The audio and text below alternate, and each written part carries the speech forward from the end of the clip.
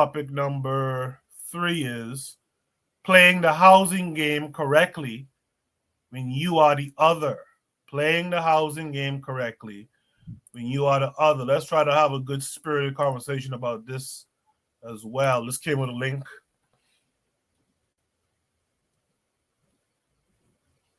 And apparently this video is not available anymore. I did not know that. That's interesting. Wow, that's a surprise. The video's not around anymore. They're tweaking stuff, Koku. I wouldn't be surprised if they're playing around with things. True.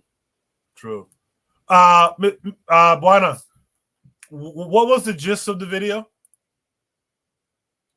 Oh, the gist of the video was, can you hear me? Can you guys Yeah. hear me? Yeah. Yeah, the gist of the video is that the black couple was trying to get a appraisal on their home, and this white appraiser came in and Oh he yeah. appraised the house value at about maybe 800,000, and I think that they got another appraiser, and instead of them the appraiser coming to them, they used their two white friends, and all of a sudden the house value shot up to 1.5 million, 1.3 million, I think. So, they was like, oh, why is it such a big difference deficit? So I'm thinking that, and they chose to, instead of dealing instead of going the route of using themselves, they had to use a white face, unfortunately, in the United States of America, a white face to get a fair appraisal of their home, or the best appraisal of their home as possible. So I thought that was a good strategy in terms of money is concerned. So I don't know what the panelists would probably have to say about that. So I'm familiar with that story. In fact, that story has come up a couple of times. It came up heavy during the pandemic, and I have a friend who's married to a white woman, and when he had the house appraised, they gave him one figure, and I told him, I said, hey, you better let your wife handle that. And sure enough, when the people came and they saw this white woman, they appraised it much higher. There's also been videos and stuff of people who did that thing where they kind of remove all photos of black folks and all that kind of stuff and put up photos of white folks and all this kind of shit. And there's a definite swing in the amount of the house after that's done. Mike, I have a question though. Go ahead. Coco. If I have a home in the United States, usually they put houses in a kind of like the general price range, in the same kind of like general price ranges. So if I'm in a community where most of the homes is above $1 million, and I get an appraisal for a home which is good, constructed well, all the plumbing works, and the structure of the house is good. The question is, obviously, if you're gonna appraise my house at 8 million or 800,000 or 700,000, when the majority of the homes in a surrounding area and where I live is is above 1 million, that's an obvious like this discrimination case. So I would think there would be more discrimination cases because of that scenario. Because you can't have a reasonable justification where my home is substantially the same as all the houses in the area, but you're appraising and the time I've lived in this home is really for the same amount of time as most of the homeowners, but you're appraising my house like three to four to $500,000 less than the majority of houses in the same area in which I live. You can't have a reasonable justification for that. So obviously it's discrimination, I would think. I think the problem is, I think in America, the history, you see, the history in America is what allowed that type of stuff to happen. And I think, and I'm going to reference you here too, I think black folks didn't often throw the stone that you talk about. And I think they kind of accepted it, and they took those lower prices, and they just dealt with it. You know what I mean? I think people are becoming a little bit more savvy now. I think more of these reports and these stories getting out is kind of waking black folks up to kind of push back. But I think the history of it is that black folks just used to eat it in a lot of cases. I mean, that's my take. Does anyone else have a take on this? Wow, no one. Black lives don't matter. And when you look at the economics, it just proves it. I just read a book called The Myth of the Black Buying Power, right? Because I've been having conversations with Philip Lindsay, good dude, and I've been saying this for a while. I'm like, man, these numbers don't add up. They keep saying black people are $1.2 trillion, $1.3 trillion. I'm like, that ain't making sense, right? There's a net worth of zero, median net worth of was it 11,000, and 4,000 of that. No, sorry, the anywhere from 11 to 15,000, and on average, about $7,000 of that is consumer credit card debt. So, excuse me, it's kind of like, where is this coming from? And I'm looking at Federal Reserve numbers. There's another myth about the black dollar leaves the community in 6 minutes. It doesn't circulate. There's no there's no statistic that you can find that. There's no government agency, there's no private agency that I've checked that calculates how long a dollar stays in a particular community. They don't search that. So, we got these templates and these tropes that we walk around with, and we repeat them because they sound good. And so, the truth of the matter is, when you're playing this capitalist game in this country, I just saw an alarming statistic from the Federal Reserve in New York City or New York. If I'm not mistaken, I sent it. Tell me if you guys hear me while because I don't want to be, because sometimes if I come out of the thing, it takes me out. Can you guys still hear me? Yeah. Okay, perfect. So, I saw this article and it was just crazy. It said that 1 in 4 black men in New York City, only 1 in 4 black men in New York City has a job. And this is as recent as 2022, right? The black underemployment rate is in double digits. And that's the actual number people should be checking.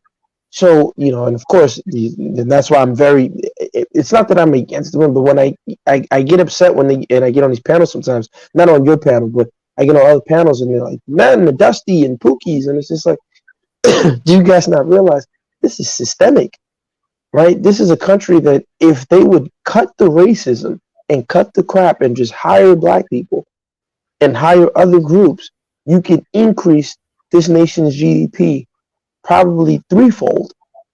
But they would rather have this thing implode and let China take over than engage with black people having wealth.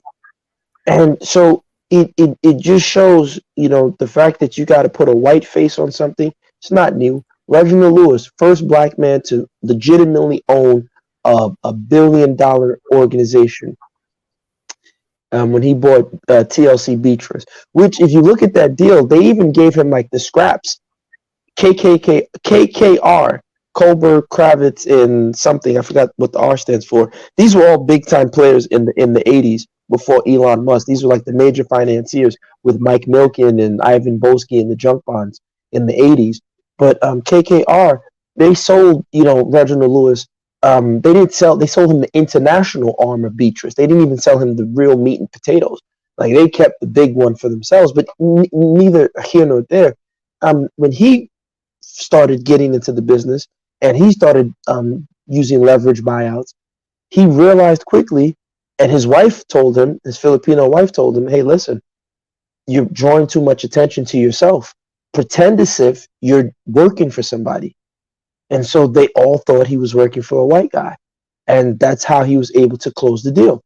Because they would never have gone along with him if they knew that it was just this black man by himself who was, fronting everything. And so, read his story. It's an interesting story. Even some of his partners who were white and they liked him, they weren't happy that this black guy was getting into this game of capitalism, right? So, when we are on in our world, I just look at it and I'm like, man, this is a system at play, and if we don't get our stuff together, we are gonna be like the Moravian Christians. If you guys have never heard about them, it's Moravian, the Moravian Christians. They were Native Americans who converted to Christianity, and they thought that that would make the white people like them, and the white people massacred them. Like they dragged them out, killed all the men, killed all the women, killed all the children. You guys can Google it. So like I said, Black lives don't matter. If you look at insurance, if you look at the average rate of death in terms of age, black people 66, 65. That's particularly black men. They don't live long. All the odds are stacked against us. So I'm not shocked that we got to do all these games just to even be on decent footing, not even equal footing, just decent footing.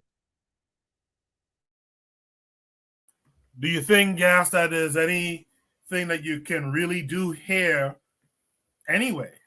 Because that thing with the Indians, you had us look at that before on the show. And is there anything that the black man, black woman, black family can really do in America to have decent footing anyway? I don't think so. And my opinion is just my opinion. I look at the Dred Scott case. Mike Huckabee, he admitted this on an interview. You guys can Google this. Google Mike Huckabee, Dred Scott. Mike Huckabee said, and he was right, the Dred Scott decision is still law in the United States. Now, they did do the 13th and 14th Amendment, and allegedly they ratified it and it was changed in the Constitution. But the Supreme Court law, so the de facto practice that the governments work on is that blacks are 3/5 of human beings in this country. The Chief Justice, Tawney, he said that black people don't have anything that white people need to respect or value. So the origin of Black Lives Don't Matter go back to that Dred Scott decision. And if you look at the way they've been treating black people in this country, it's just a outcry of that Dred Scott decision. And so for me, I say we have to think global. Get our dollars. Yeah, get some property here in the United States, just like every other group. Who you see Indians, Chinese, Russians. They're buying property in major cities and municipalities in the states. They get that foreign currency, but they go back home to their mothership, right? So we need to do that. Get money. Get some. If Africa is harsh, don't get me wrong, right?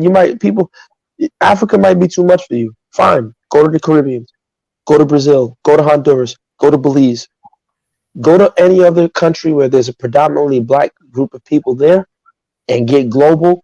Buy some land, learn the language, marry in. So like that king in Nigeria, you're gonna have to screw, because if you go there, in my opinion, trying to be friendly and pay your way through, they'll scam you. But at least if you have a kid or two and you got some blood in the game, not just skin in the game, right? ODB, I like it raw. If you got some skin in the game, that might keep you firmly tethered in the ground of whatever country that you decide to get global with. So at least if things go bad in the United States, we don't have to be put in internment camps, because that Handmaid's Tale, man, when this thing goes bad and this economy collapses and China and these other countries start eating lunch, these people will show who they really are. And if we don't got passports to go to Jamaica, to go to Bahamas, to go to outside and get the heck away from here, tough luck. It's going to be tough luck. But that is my opinion. That Handmaid's Tale analogy is an excellent analogy. You need to explain that, brother. Explain that for the listeners. Yeah. Yeah, it's that show. It's the show, and funny enough, it's based on the book. Now, when I was researching the book, I haven't read the book. The author, I forgot her name, and maybe some of the women might, not to be gendered or anything, but some of the women might watch the show. She, in the book, from what I read, she killed all the black people were killed off because it basically America collapses. It turns into this dystopian, Christian alt right society, and basically the women are breeders, and they're only allowed to sleep with the elite men. So it's like slavery, but the black people are gone, and so the poor whites, the women's bodies function as a breeding ground for the rich white males to sleep with them, and they justify it with religion, and all the women are covered up.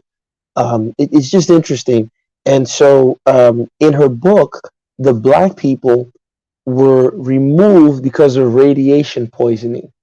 So in her when she was writing it, she got all the black people out of her idea when she was writing the book because of radiation poisoning. So if you look at it, it's slowly happening, right? Our men and young men are just getting cancer left and right out the blue, just dying, things that we didn't hear about years ago, right? You see them saying they're FNF, they're embracing abortion. The women are saying they don't need no man, they can do it all by themselves. Um, it's just, and you look at it, it's like, man, this is the most genius way to slowly eradicate them. It's like that Moravian Christian massacre. It's just they're not doing it in our face, So they're keeping us permanently poor. They're it's just crazy what's going on. So I'm just saying, black people got to think global. If you get the opportunity, work with a Caribbean person that you like, or an African person, and start looking to be a global citizen. Because if it collapses, then this is not the Bitter Medicine podcast is not giving any economic or financial advice. Let's put that out there. I don't I don't want them to say, Koku, that guy on your show. But it's not fire red. But if it does collapse, you want to be able to grab your stuff, like you said, those bug out bags, run your nearest border, and here's my passport. Get me to Jamaica. Get me to Ghana, and get up out of here. And you got some land, and you have a child, or you have a wife or a husband that's waiting for you there, and you can get back into society. That's just my little 3 cents. Bobby Wright in the chat says it's impossible for Africans in America to build real wealth and power when we own no land and control no resources, right? Yana B says nobody's keeping us poor but us. Come on, Gas. Gas, you want to respond to that?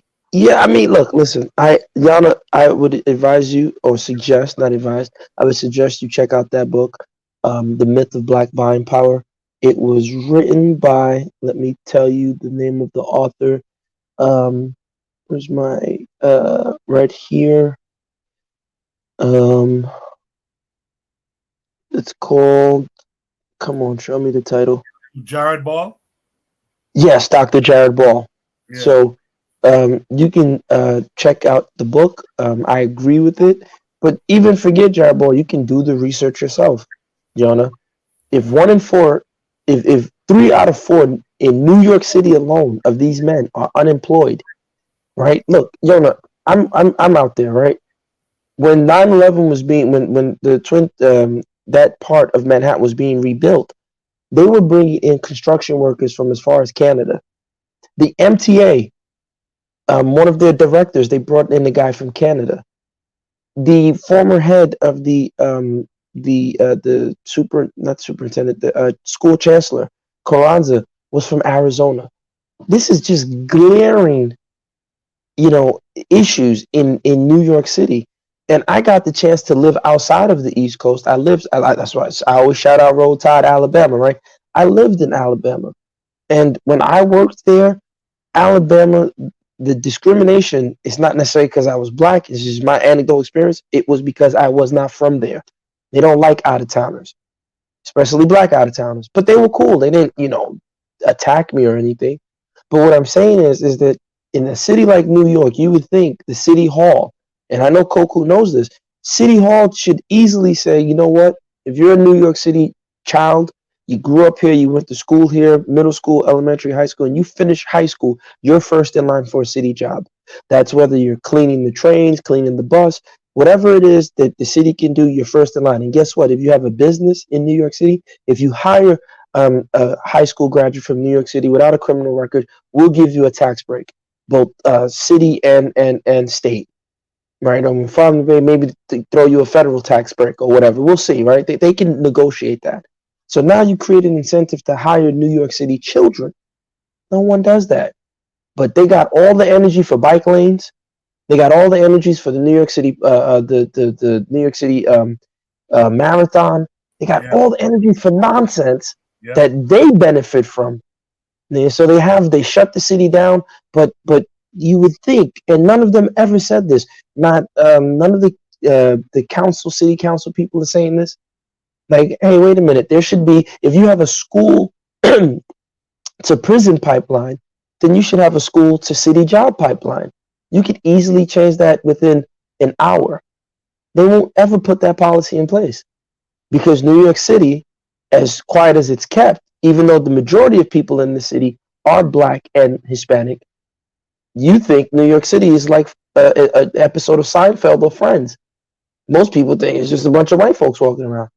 And it's not the case. There are more black and Spanish people in this city than there are white people. We're the majority, but they tell them that they're the minority. And so this is the nonsense. These are the little psychological games that they play. Go down to go down to City Hall.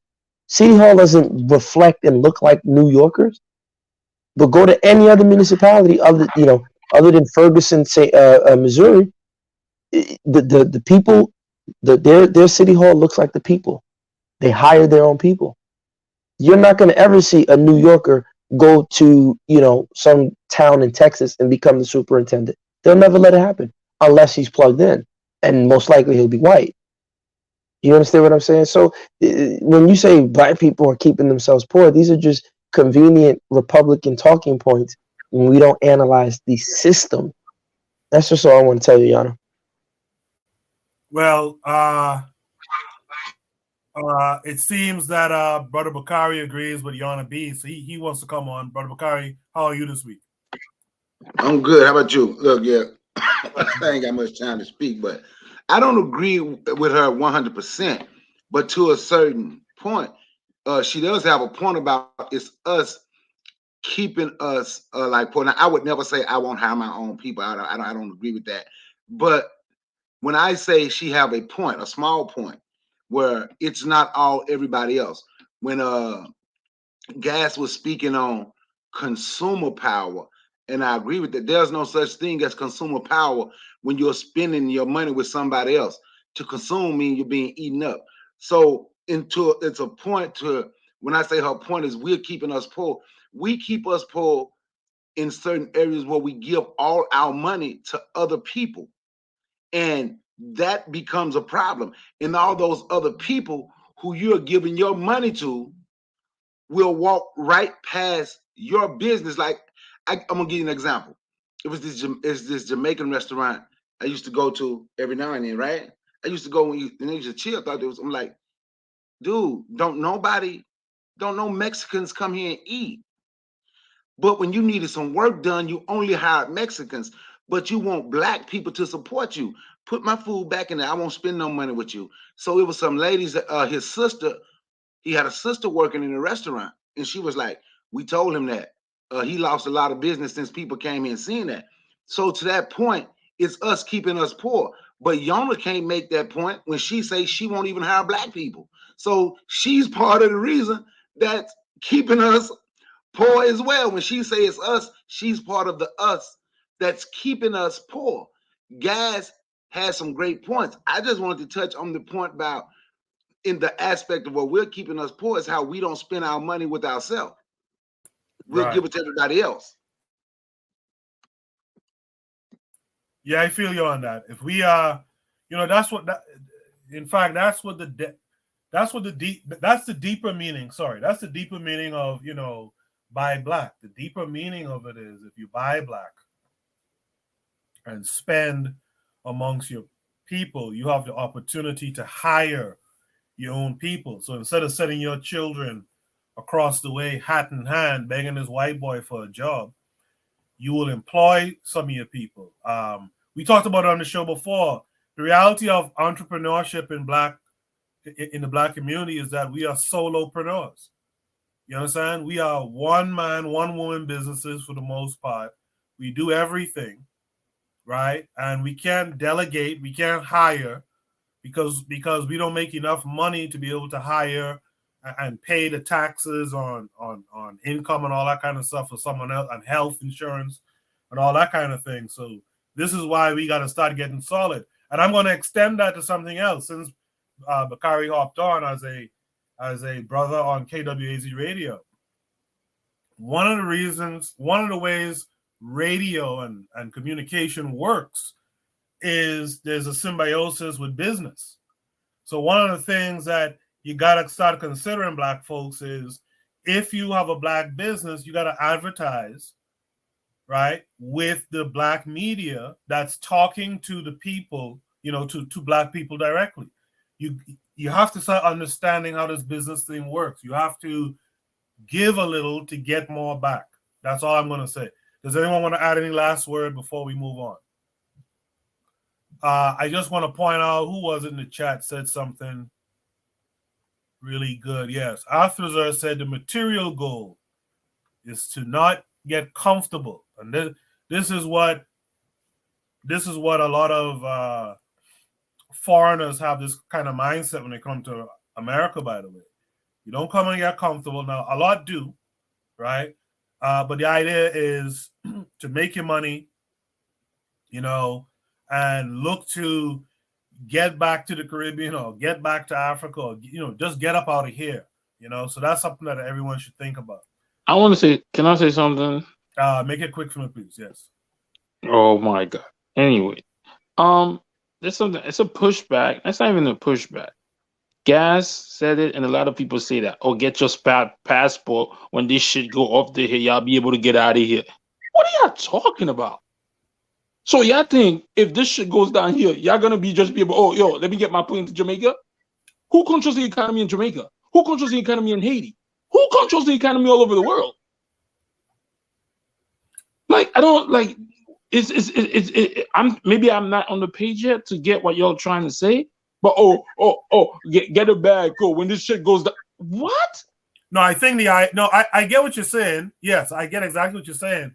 I think the idea is you get to even though the hidden hand might be this European, right, in these different locations, you have a chance though, because it's you amongst people like you. You have a chance. In America, they're gonna put you on the front lines to be cannon fodder. You're done. Goku, if it goes bad, you think it's gonna go bad first in America or in the Caribbean? It's not going to go bad all at once. And all right. we're saying is that you'll have a choice. If it goes bad in Canada, you don't have to go to Africa, but you can go to Canada, Mexico. You have a choice to leave. And they are all interconnected. They are all even right now, they're all interconnected, but we're all facing it in different ways. If you're tired of the racism in America, go experience the colonialism in Africa, or whatever in Australia. But at least you have a chance to move around. Don't just stick your head in one place. Azuli, bro, you can't run from it. You can't run from it. That's what y'all doing. Y'all want to run from it. Y'all all gonna feel it. Hold on, Azuli. No, nobody's running. Like I said, no one tells the Israeli businessman that he's running. No one tells the Russian that he's running. Here's what I said, and I'm saying it again, is people have to think like global citizens. That's one. But two, here's the point. When I say if it goes bad, on my show yesterday, we looked at the eventual bankruptcies of different municipalities all across the United States. For example, Tampa right now needs about $3 billion just to maintain, fix, and update their pipes. Their piping system is shot, right? That's $3 billion. That's not for their roads. That's not for their school. It's not for their hospital. None of those things. Not security, just for their pipes. They don't have that money. right? That would mean an extra $1,000 tax increase. People in Tampa don't have that kind of money, so they need the federal government. So the point is that if it does collapse, basically what I'm saying is this: America is basically a third world country that's able to mask its third world status because they have the ability to float bonds or debt that people buy around the world. So America can finance their, infrastructure expansion. The minute America cannot do that anymore, that would mean that there's going to be, for example, in Africa, you have power outages, right? And people have to rotate and share power.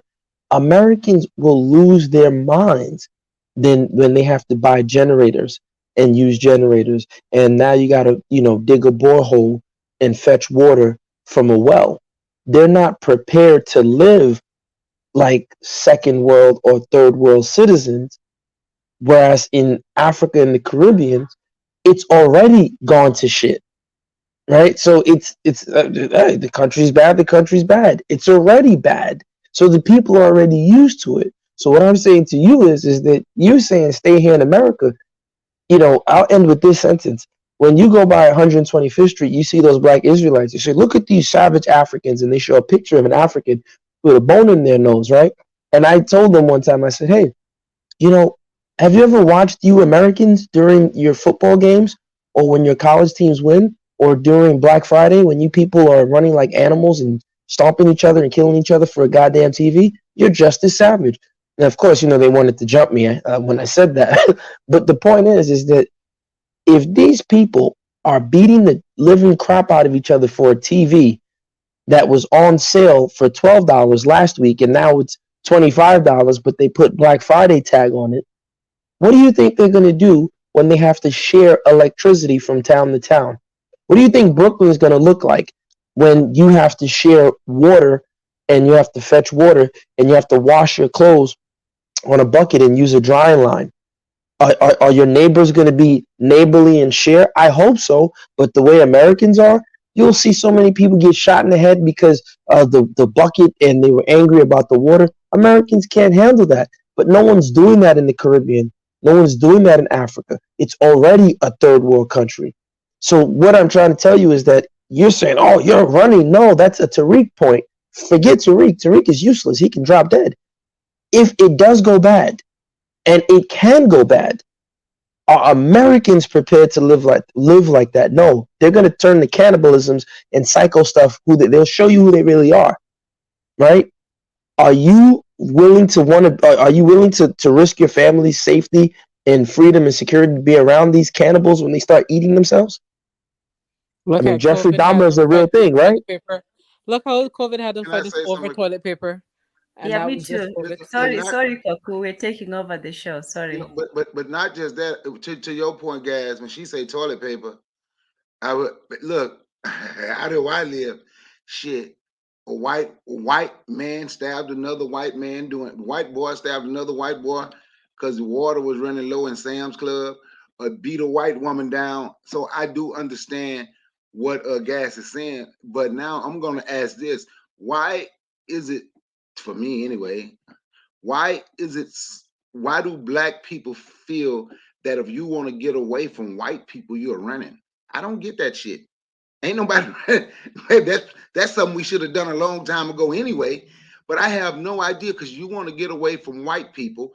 And I know Tanzania said Canada and Mexico. Nope, to hell with Canada and Mexico. Go somewhere where it's majority black, where your people is. And ain't no disrespect to Tanzania, but I know that's how a lot of us would think. That's where we want to go. Let's go to somewhere where it's not many of us. No, I agree with, let's go somewhere where it's going to be majority black. Why do we want to fight to stay around people that absolutely hate your guts? And what do you think that white boy would have done to me or you or Gas or Coco or anybody else on here if he stabbed a white boy in the neck for a case of water, beat a white woman down for some water? These folks out here, they was going crazy doing that damn during the pandemic. I keep a lot of stuff like that in my house anyway, so I don't worry about it. But I'm just saying I understand what Gas is saying. Well, I'm Not not. not I'm only not. not only that, I would like to add this. Brother. Go ahead. Buana, Zuli, and then Tan. Go ahead. No, I just wanted to add to what Brother Bakari said. Not only do they hate your guts, but they are armed to the teeth while black people are still afraid to hold guns. Don't go to the ranges. Don't practice. Don't train. You know what I mean? We have a, like the brothers was talking about, we have a weight problem, amongst ourselves. So if things go to shit, are we gonna be prepared? And we watch The Purge as if that's entertainment, as opposed to a future documentary. And I think that Gas he's using qualifiers, and I think he's doing that intentionally. He said, "What if understanding and knowing the direction of where the shit's gonna go in America. He just using qualifiers, for people them who may not necessarily believe that it's gonna happen. But the eventuality has occurred in Germany. Empires fall, you know what I mean? Systems break down, and he is aware, fully aware, that the systems in the United States, the great United States in America, is breaking down. You know what I mean? He's seeing cracks in the system, and he understands what the eventuality is. But he continues to use qualifiers, and I would just suggest that black people should prepare. Prep. What they call it? Preppers. That's a big thing. You know what I mean? For the eventual fallout, people them create these little enclaves where they create these little silos just in case civilization fall apart. And we've seen that during the pandemic, where civilization, the Western civilization, almost broke down, and the people them are unprepared, so they get to fighting over toilet issues.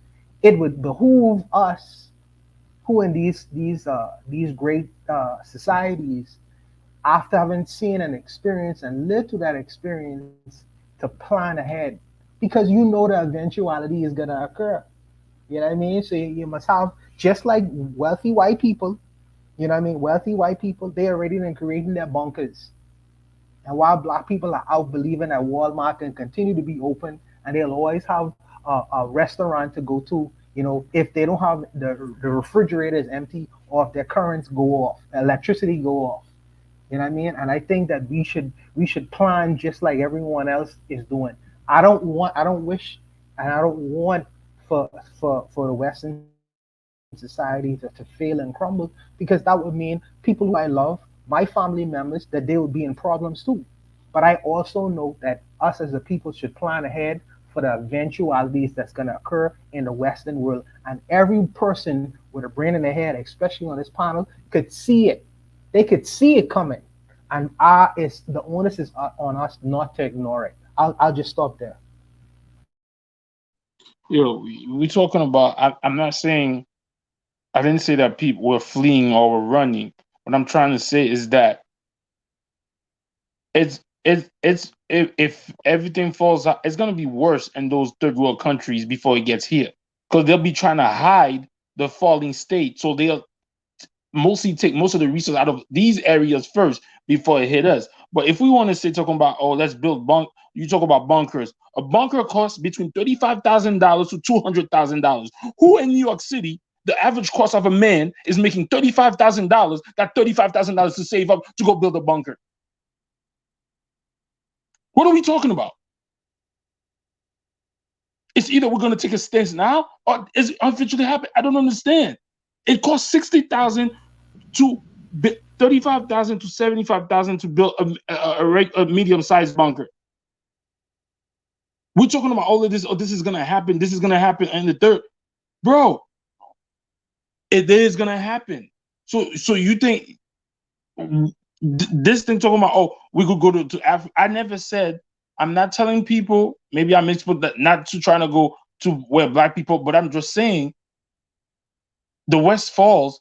All the Caribbean and Africa operate on the West economic system.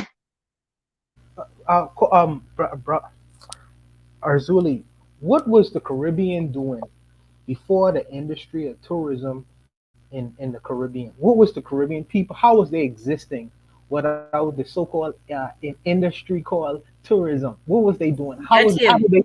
How did they feed themselves? Get him, How did they survive?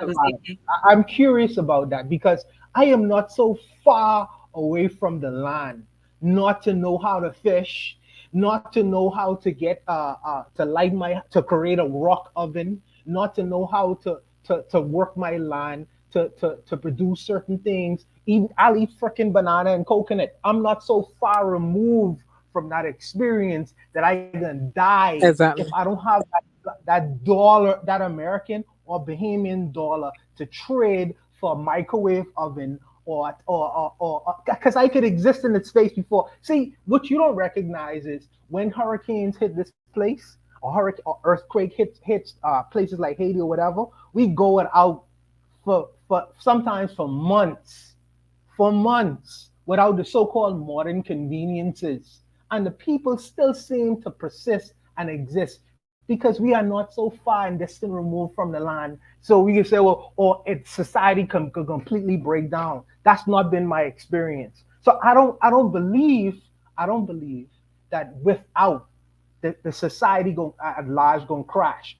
You know, Zimbabwe is a case study. Zimbabwe is a primary case study because when the dollar, the inflation dollar, shot up to what a million Zimbabwe dollars for $1 US, did that crash the people of Zimbabwe? What they gone back to the land what they've been using for hundreds of thousands of years before the so-called colonialists came to those countries. And they went back to farming, they went back to producing, they went back to doing things they used to do. You see, I don't believe if the white man no exists, I can die. I don't believe that. But many of our brothers and sisters do. So I'm asking the question, what was black people doing before neo-colonization and colonization? What They was were they booty scratching. exactly? They They were were booty booty scratching. scratching. How was they But existing on a before? serious note, to answer what they were doing very quickly, people were killing themselves over tissue paper, Buana. But in Africa, people wash their ass with water. Like when you use the bathroom, you get We water and you wash your people ass wash and you wash your hands with soap when you're done. or we I don't know why I people are killing we themselves over tissue paper. or we wipe or we wipe our ass with banana leaf. We wipe our ass with banana leaf. That's what gonna happen. Well, I won't put on some Goku, but we wipe our ass if the shit go fucked up. We go to the bush and take a shit in the bush and wipe our ass with banana leaf. We don't No, need we the don't. And that's why you scratch your booties. maybe, but it is what Yeah, it is. You know what I yeah. mean? The human we get I know the people think that we without the white man we gonna die, but that is not true. That is just not true. All right, Tan, you're up. Yes. I'll go way back, back to the Handmaid's Tale. In terms of the black people already out of the picture. I know there's that one black girl, but she's also the same one who was in Orange is the New Black, which was totally racist. So, but let's not go over there. The other show that talks about the absence or annihilation of black people. I know it's a weird one, but Willy Wonka. And in that one, the progressively they had those little thing. What was it called? The Wamba Pambas. I can't remember what the names were, but there was this, and I like movie analysis, although I don't like films. But there was this analysis of Snowpiercer that was the update of Willy Wonka, where it's a train that's it's just running across these tracks, maybe heading for disaster, who knows? But it's all just white people. There's no black people left except one black boy for some reason. But by that time, the Oompa Loompas, yes, they have, long since gone, and, it's only white people trying to survive. And, even when you look at the attempts to go out of space, the attempts to dig into, the land and explore all these areas, because they know the inevitable destruction is coming. They know that more than we do. So, and if somebody's going to be destroyed, they're going to put us up on the block first of all. Now, when it comes to Africa versus the Americas, Ezuli, we already, in a lot of people in Africa already in the third world. You can't go lower than you have gone. So they have managed somehow to survive. They're not waiting for the world to collapse. They're not, waiting on what if electricity and, Wi-Fi fails and they don't. They're already living that life. So they're already surviving. So the world has already collapsed for them.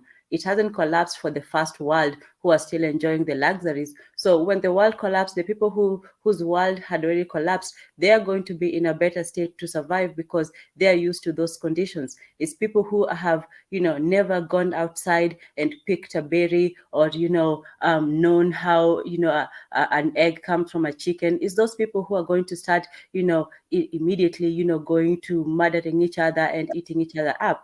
So just have an option. Things might not be wonderful and great. Yeah, we're all under the same system, but the system does not work the same in all places. There are some places that people manage to sort of, eke out a living. And it's not saying that, the apocalypse is going to come tomorrow or the next day. It might not even come at all. We might just go through all this and come out, everybody happy and wonderful. But at least give yourself options. Give yourself, an out. If this happens, I'm going to do this. If we run out of tissue, I'm going to go stab my neighbor in the neck and get his. Whatever it is, it's not to say that everything is going to be all bad. Even in the movies, they say Paris fell, London fell, this fell. You still have an option to go somewhere. So yeah, that's all. But we're going to go fast, believe me. We're not going to have a seat on the spaceship to Mars or to the underground, bunkers that they already have. We're actually just going to have to survive on our own. All right. That was a good discussion. For time's sake, let's go to Shoot the Breeze topic number 4 tonight.